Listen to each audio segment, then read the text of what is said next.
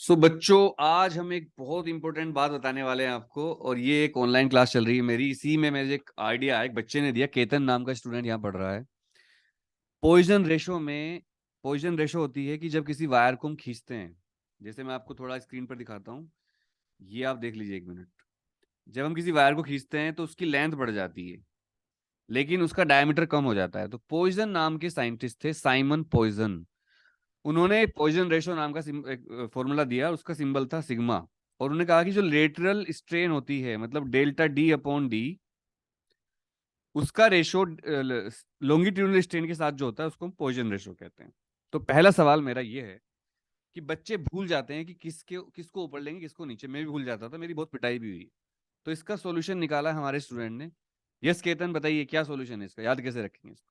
Sir एक mnemonic है। ऐसे मतलब डायमीटर और लेंथ का ऐसे करोगे तो फिर दिल्ली डी पहले, तो फिर डी ऊपर और एल मतलब ली बाद में, तो फिर लेंथ वगैरह नीचे।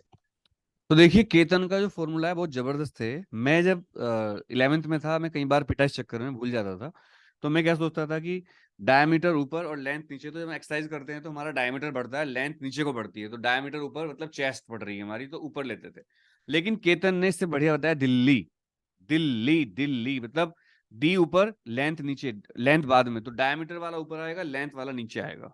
तो इससे आप याद रख सकते हो सारे बच्चे कि जब पॉइजन रेशो हो तो दिल्ली को याद रखना है, पॉइजन रेशो। और पॉइजन से दिल्ली का कैसे कनेक्शन करेंगे, ये कैसे बताओगे कि पॉइजन पढ़ के दिल्ली याद आए? सर पोल्यूशन की एयर वजह। पॉइजनस ये होती है। बात दिल्ली में पोल्यूशन हो रहा है मतलब पॉइजन हो रहा है।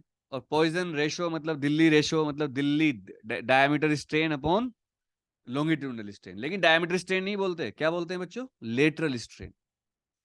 तो Poisson ratio is very important. और वैसे तो ये सीबीएसई के सिलेबस में नहीं है, बट इसको देते हैं टीचर, और इस पर न्यूमेरिकल आता है। और न्यूमेरिकल किस टाइप का आएगा बता दूं मैं आपको, 1 मिनट रुक जाओ।